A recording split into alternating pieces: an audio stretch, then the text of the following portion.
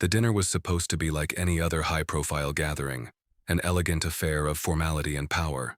World leaders, tech giants, decorated generals, and political strategists filled the long, polished table in the East Room of the White House. Chatter flowed effortlessly, layered with ambition and ego, laced with jargon about orbital technologies and national security.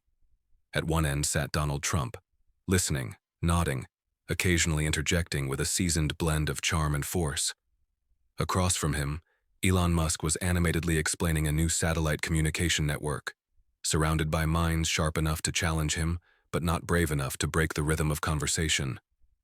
And then there was the boy, Elon's son, XA-A12, or just X as most called him, barely 5 years old, sat quietly beside his father, small hands fidgeting with a folded napkin shaped like a swan.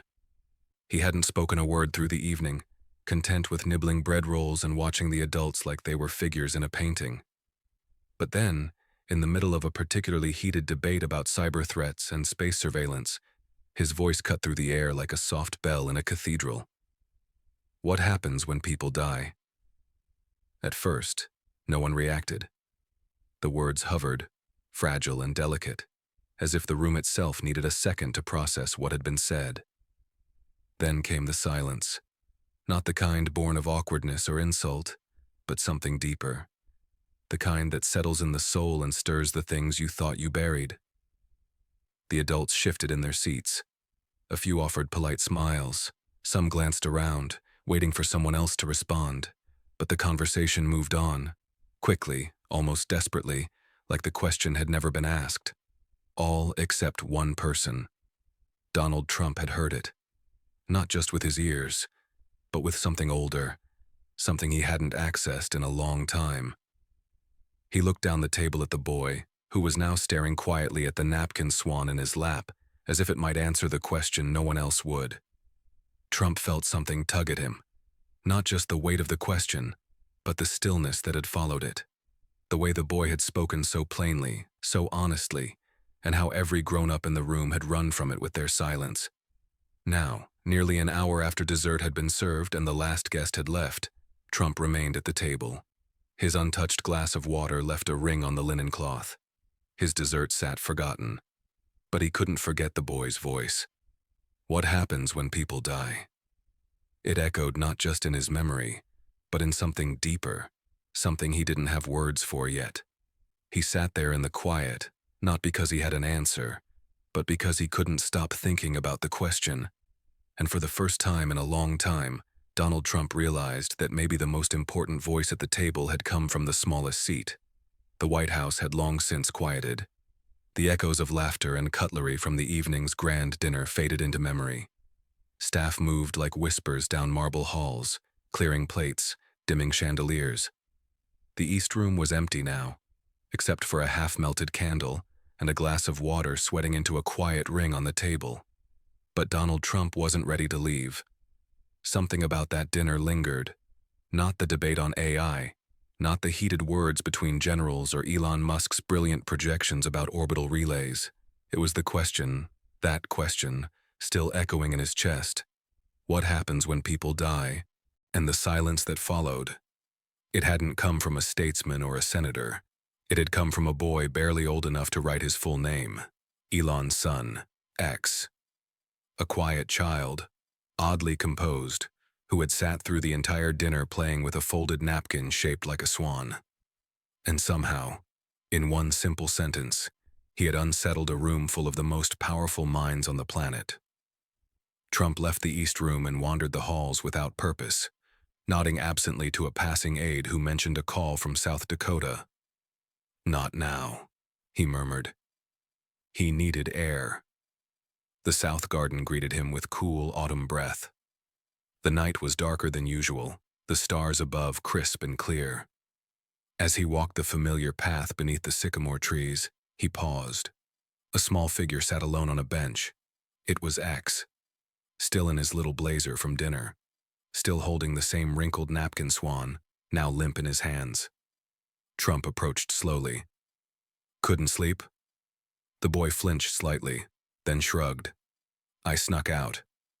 Trump gave a soft smile and lowered himself to the far end of the bench, not too close. I do that sometimes too. The wind rustled the leaves. X stared at the grass like it held answers. You asked a question at dinner, Trump said gently. X nodded but didn't look up. And nobody answered. Another nod. I'm sorry about that, Trump said. I think you caught us all off guard. X glanced up. Do grown-ups not like those questions? Trump tilted his head. What do you mean? About dying and other stuff. People always get quiet, like I did something wrong. Trump's chest tightened. He exhaled slowly. You didn't do anything wrong. Then why do they look at me like that? Trump searched the dark sky, trying to find the right words. Sometimes, grown-ups are afraid of questions they don't know how to answer. X frowned. But they're grown-ups, aren't they supposed to know? Trump smiled softly. We like to think we do, but we're just older, not always wiser. The boy looked down at the napkin swan in his hands. I asked my dad once, he whispered. He said people go back to the stars, but he said it fast, like he wanted to say something else. Trump nodded slowly. Maybe he didn't know how to say what he really felt. They sat there under the quiet sky, an old man and a little boy, sharing a moment not of knowledge but of honesty. And in that garden, between the soft rustle of leaves and the weight of an unspoken question, something tender unfolded. Not answers, just the comfort of not facing the question alone. The breeze was gentle that night, stirring the leaves like a quiet lullaby. Beneath the old sycamore tree in the south garden, the bench creaked softly as Donald Trump shifted his weight. X sat a few feet away, still gripping the napkin swan, its edges now frayed and soft in his small hands. Trump watched the boy's profile, the way his eyes followed the shadows in the grass, searching for something he couldn't name. The question still lingered between them, not demanding to be answered, only acknowledged. What happens when people die? Trump had faced global leaders, hardened negotiators, and the sharpest media scrutiny imaginable. He had given speeches in stadiums and debates on live television. But none of it had prepared him for the quiet vulnerability of a 5-year-old who simply wanted to understand the unknowable. He inhaled, slow and steady. Then, with no performance, no posture, just quiet honesty, he said, I've had people I love die. Some suddenly, some slowly. I've stood by their beds. I've said goodbye when I wasn't ready. X leaned in slightly. His gaze lifted. And you know what I've learned? Trump continued, his voice lower, softer. I don't know what happens next. Not really. But I think something does. Something kind. The boy was quiet, absorbing every word like a secret. Then, in barely a whisper, X asked, What if they forget me? Trump turned to him fully, surprised not by the question, but by the fear inside it. He felt something stir, deep and unfamiliar, and yet achingly known. I don't think love works that way, he said, his voice unsteady but sure. I think when we love someone, really love them, it stays, even when they go. Even if I forget their voice? Trump swallowed hard. He had once forgotten his own brother's laugh, buried it under time and grief and pride until it faded like an old photograph. Yes, he said finally, even then. There was a long pause. The kind of silence that doesn't need to be filled. Trump looked up at the stars overhead, clear, vast, endless. He gestured upward. You know stars die too, right? X nodded. They go boom. Trump smiled faintly. Exactly. But do you know what happens after they go boom? The boy shook his head. They leave behind light. It keeps traveling. Even after the star is gone, it moves through the dark for years. Sometimes someone sees it long after and says, Look how bright that is. X's eyes widened slightly. People are like that too. Trump nodded.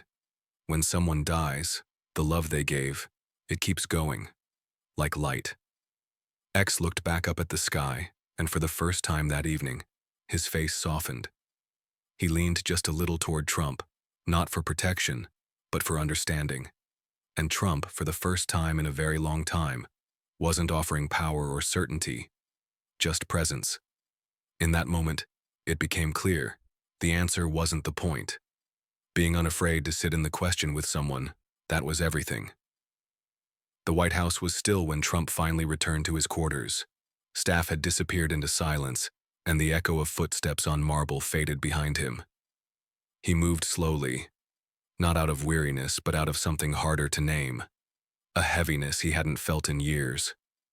He sat at the edge of his bed, not bothering to undress, the weight of the day pressing into his chest. But it wasn't the policy debates or the political chess moves that played on his mind. It was the smallest voice in the room. I don't want to get big if it means I forget things. The words had seemed almost casual when X said them. Soft, innocent, as if spoken to no one and everyone at once. But they had settled in Trump's heart like a stone. He leaned forward, elbows on his knees, staring at the floor. That sentence didn't just haunt him. It cracked something open, something old, something long buried. He closed his eyes and, to his surprise, saw his brother, Fred. It had been years since Trump let himself remember his older brother this clearly, not as a cautionary tale, not as a ghost of mistakes, but as a boy who once made him laugh so hard he cried. Fred had been kind, funny, wild in ways that frightened their father but enchanted young Donald. And then Fred was gone. Lost not in a moment, but over years. Slowly, sadly, to alcohol and silence. Trump had learned early on to armor himself against feelings like this. Vulnerability was dangerous. Emotion made you lose focus. So he buried Fred's laugh, their childhood memories, the moments that used to matter. He buried them so deep, he thought he'd forgotten. But tonight, a child's voice unearthed it all. What if I forget their voice? Trump rubbed his face with both hands, overwhelmed by how close to the truth X had been. Growing up hadn't made him wiser. It had made him louder, busier, more distracted. He'd spent decades running faster than his feelings, believing that building more, doing more, becoming more would be enough to outrun loss. But tonight, beside a little boy and a napkin swan under the sycamore tree, he had remembered. And it hurt. Not in the sharp, sudden way of tragedy, but in the slow, aching way of things you thought you'd outrun finally catching up. He rose and walked to the window. The city glimmered in the distance, unaware. His reflection stared back at him, older than he remembered, more tired than he ever admitted. He placed a hand on the glass. He thought of X again, of the way the boy had asked, not to be difficult, but to be understood, to feel less alone in his wondering. And Trump realized he had once been that boy, full of questions, terrified of forgetting, afraid of being forgotten. That night he didn't reach for a speech or a headline. He reached for the memory of a laugh he had buried. And for the first time in a very long time, he let himself hear it again. The next morning, the sun rose over the White House with its usual quiet grace, casting long golden streaks across the south lawn. But inside, something felt different. Donald Trump had woken earlier than usual, not from noise but from memory, the echo of a child's voice still lingering in his chest. He dressed without the usual ceremony. No tie, no cufflinks, just a plain suit and a pale blue shirt, open at the collar. He didn't turn on the television. He didn't reach for his schedule. Instead, he moved slowly, deliberately, like someone still holding a fragile thought they were afraid to drop. In the study, a steaming cup of coffee sat waiting. The silence, for once, felt welcome. He thought of X, the napkin swan, the question, the small voice asking, what happens when people die? And then, just as vividly, the deeper wound. Do grown-ups not like those questions? No one had answered him, not even his father. A knock interrupted the quiet. Mr. Musk is in the Roosevelt room, sir, an aide said, prepping for the energy roundtable. Trump nodded, then paused. When he's done, have him come here. Alone. The aide blinked. Yes, sir. An hour later, Elon Musk entered the study, still in motion as always, half on his phone, half in his thoughts. But he paused when he saw Trump seated near the window, not behind the desk. "You asked to see me?" Elon said cautiously. Trump gestured to the chair across from him. "Sit." Elon did. There was a brief silence between them, the weight of unspoken things gathering like fog. "Something happened last night," Trump began. Elon raised an eyebrow. "At dinner." "Your son asked a question," Trump said. "About death." "I heard," Elon said, quiet now. "But you didn't answer." Elon looked down at his hands, suddenly still. "What do you say to a 5-year-old who asks what happens when we die? He wouldn't understand." Trump shook his head gently. "He understood that you didn't say anything." The words landed hard. Elon didn't respond at first. "He told me," Trump continued, "that people look at him funny when he asks hard questions, that adults get quiet, and last night I watched him ask the bravest question in the room, and no one stood with him in it."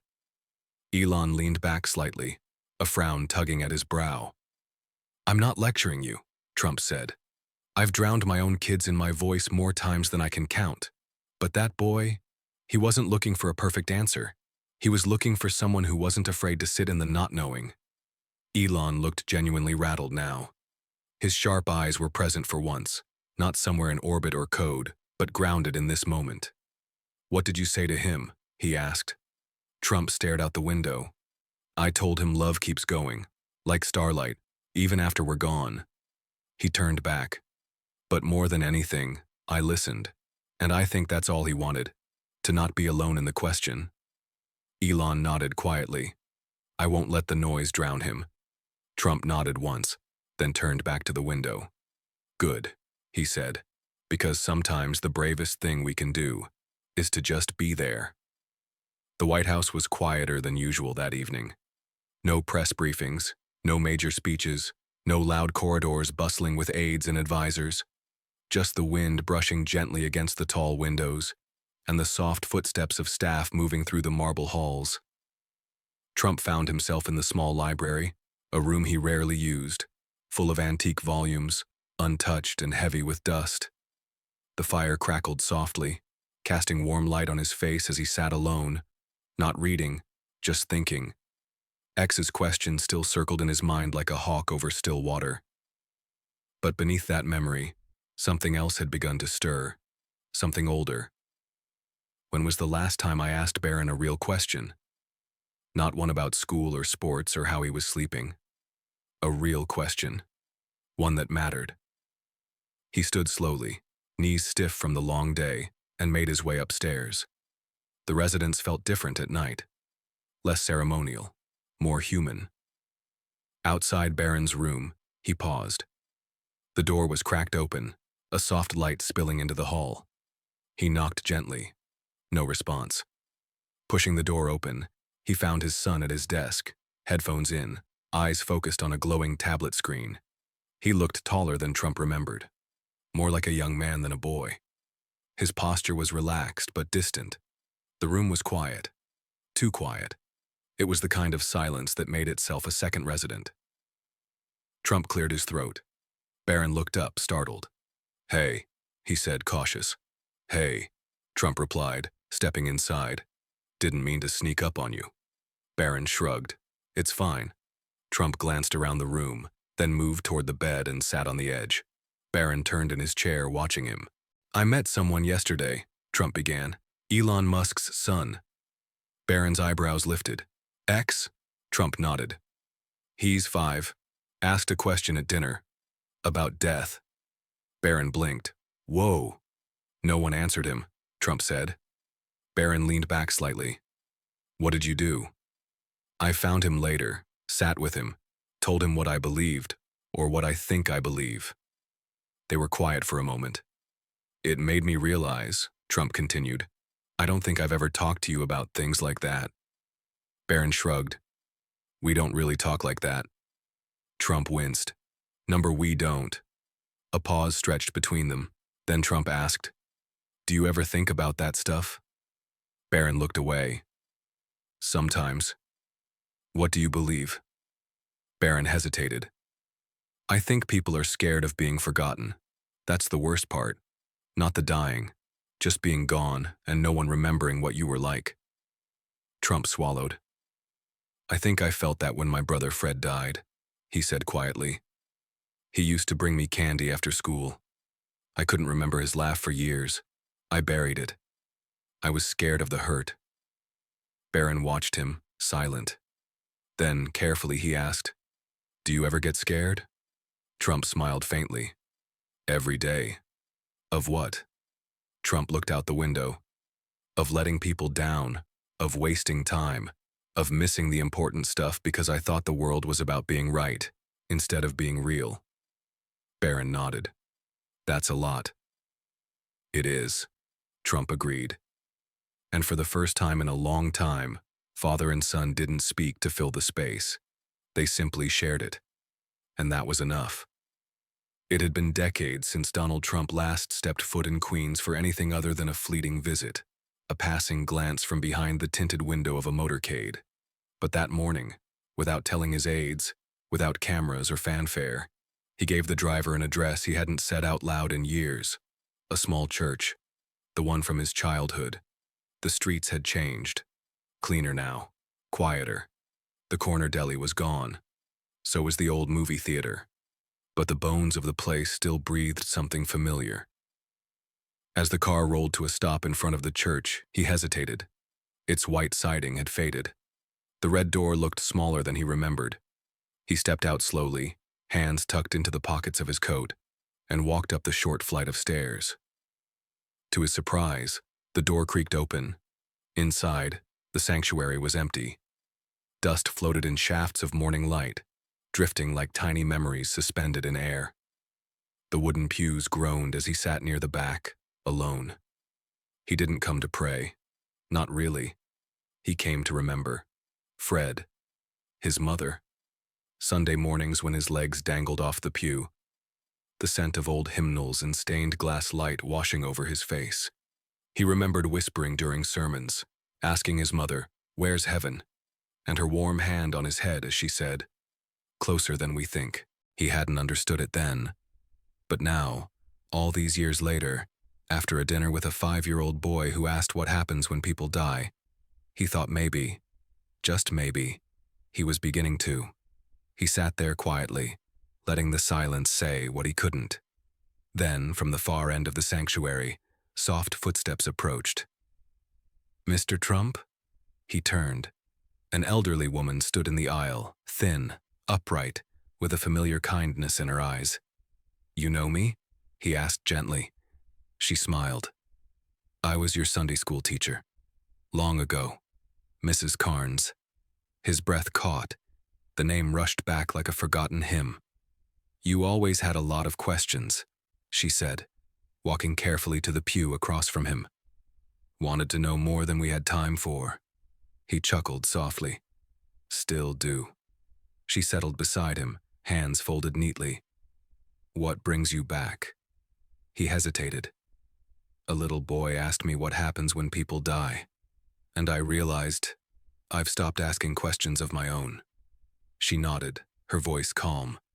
There's wisdom in answers, Donald, but there's more in the questions we keep asking, even when we're older. He looked down at his hands. I thought I had to know everything, to lead, to protect, to stay strong. She reached out and placed her wrinkled hand gently over his. Maybe the bravest thing you can do now is say, I don't know, but I'm here, and I'm listening. His throat tightened. Your mother would be proud of that, she added quietly. He nodded once, unable to speak. And in that small church, surrounded by time and dust and unspoken grace, Donald Trump remembered what it meant to be human. Not to lead, not to perform, just to be present. The White House, to the public eye, remained unchanged, its white pillars standing tall, its flag rippling in the wind, the staff moving with routine precision through its endless hallways. But behind the familiar facade, something subtle had begun to shift. It wasn't in the headlines. It wasn't in the press briefings or policy announcements. It lived in the quiet moments, the pauses, the looks, the way Donald Trump now lingered just a little longer in conversation. For decades, he had led with volume, with certainty, with declarations that filled rooms and silenced doubt. That had been his way. Speak first, speak loudest, and leave no space for weakness. But after that night in the garden with Elon's son, after the quiet truth shared beneath a sycamore tree, and the long unspoken grief stirred in a forgotten church pew, something inside him had softened, not into fragility, but into depth. He didn't talk about it, not directly. There was no public statement, no grand confession.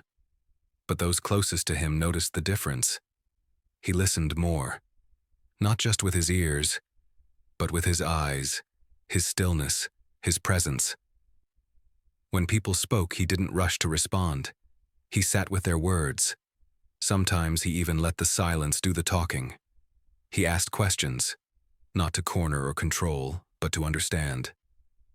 "How are you, really?" he'd asked a young staffer one morning. The staffer had paused, unsure if it was a trap. But when he looked up and saw that the question had no angle, just sincerity, he answered honestly. Trump simply nodded. He didn't have to have the final word anymore.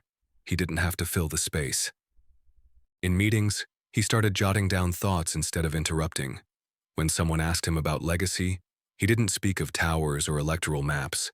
He looked out the window and said, "Legacy is what your child remembers when you're not in the room." People didn't know where this new tone had come from, but it felt different, grounded, less like a man trying to be immortal, and more like someone learning to be present. He spoke to Barron more often, not in lessons, but in wonder. He asked him questions, even when he didn't have answers. He didn't try to shape his son into something anymore. He just tried to see him. And with every small shift, something larger changed inside him, not all at once. Not in a way that made him unrecognizable, but in the quiet rhythm of his days, in the slower sips of coffee, in the handwritten notes he began leaving for himself, in the long looks out the window when the room was finally still. Donald Trump was learning a new kind of leadership, not one defined by dominance or applause, but by honesty, by presence, by the humility to admit, "I don't know, but I'm listening." And that, perhaps, was the most powerful way he had ever led. The garden looked different now. Leaves darker gold, the air cooler, autumn settling in with a quiet certainty. It had been days since the dinner, but the memory of that night still lived in the corners of Donald Trump's mind. The bench beneath the sycamore tree had become more than wood and iron. It had become a place where something inside him had shifted. And now, as he stepped out once again into the soft afternoon light, he saw a familiar figure. X was back. He stood near the edge of the path, staring up at the chandeliered windows of the East Wing. Elon Musk walked a few steps ahead, brisk as always, caught in the pull of another meeting. X trailed behind, slower, more thoughtful, as if watching the world in slow motion. Trump called gently, "Hey, philosopher." X turned, surprised, then smiled shyly. "I didn't ask any big questions today," he said, walking over. Trump chuckled, lowering himself back onto the old bench. "Maybe that's because you're still waiting for an answer." X sat beside him, cradling a small yellow leaf in his hands, turning it over and over like a riddle. "I've been thinking," Trump said, voice low, "about what you asked me the other night, about what happens when people die." X looked up, curious. "Did you figure it out?" "Not exactly," Trump admitted. "But I think I found something else." "What?" Trump paused. "That asking the question and not running from it, that's a kind of strength, especially when you're little." X nodded slowly, quiet for a moment. "I talked to my son," Trump added. "I told him about you, about how your question helped me remember things I'd forgotten, like how love keeps going, even when people don't, and how sometimes listening, really listening, is the best answer we can give." The boy looked down at the leaf, then back at Trump. "I'm glad I said it out loud," he whispered. "So am I," Trump replied, and meant it. X turned to him again, eyes gentle. Do you think other grown-ups are scared too? Trump nodded. I think most grown-ups are scared. They just hide it. Behind jobs, behind being busy, behind being tough. X was quiet again, then said softly, My dad's always busy. Trump's voice softened. So was I. For a long time. X hesitated. Do you think he loves me? Trump reached out, placed a gentle hand on the boy's shoulder. I know he does. Sometimes love gets buried under all the things adults think they have to do. But it's still there. The boy's eyes glistened. Then he asked, Can I tell you what I think happens when people die? Trump smiled. Please. X looked toward the sky. I think they go somewhere good. It's quiet and soft, and no one's in a hurry. Trump breathed in slowly. That sounds like heaven to me.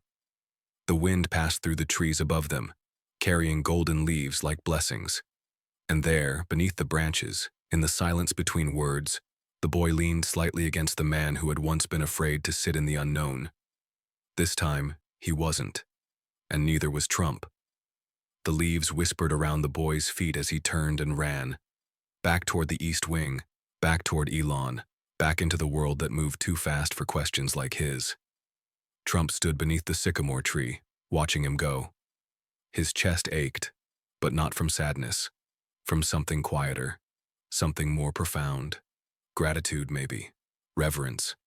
The feeling you get when someone much smaller than you hands you something you didn't even know you had lost. X had done that. The boy's hug still lingered on his waist like warmth, like memory. And as the wind lifted again, swirling leaves across the path, Trump whispered into the quiet, Thank you. Later that night, back in his study, he sat alone. The room was dark, lit only by a desk lamp and the occasional flicker of headlights from the avenue below. His hands rested on a leather-bound notebook, one he hadn't opened in years. Not for speeches, not for statements. This notebook wasn't for the world. It was for him.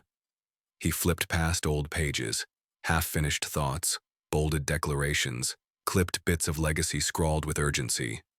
But none of it felt like him now. Not tonight. He turned to a fresh page, and, slowly, carefully, he wrote, Sometimes a child's question is the echo of a truth we buried too long ago. And sometimes the answer is not in knowing, but in sitting beside them, unafraid. He paused, letting the ink dry, then leaned back, eyes drifting toward the ceiling. It wasn't the kind of quote that would go viral. It wasn't made for podiums or interviews. But it was real. And in its honesty, it held more weight than 1,000 speeches. Because what X had given him was not just a question about death, but a reminder of life. A reminder that beneath the steel of success, beneath the politics and power, there was still a man, a father, a brother, a son, someone who had loved and lost, someone who had forgotten how to ask the questions that mattered. And now, he remembered. The next morning, the White House moved as it always did, staff buzzing, papers stacking, cameras waiting. But those closest to him saw something new in his eyes. He wasn't rushing anymore. He wasn't fighting for the next word. He was listening. That afternoon, someone asked him about the state of the country. He looked out the window for a long time before answering. I think we're all trying to remember what matters, he said, and sometimes it takes a child to remind us. He didn't elaborate. He didn't need to, because for the first time in a very long time, Donald Trump wasn't trying to shape the narrative. He was simply being present in it. And somewhere out there, a little boy named X had asked a question, and changed a man who thought he already knew everything.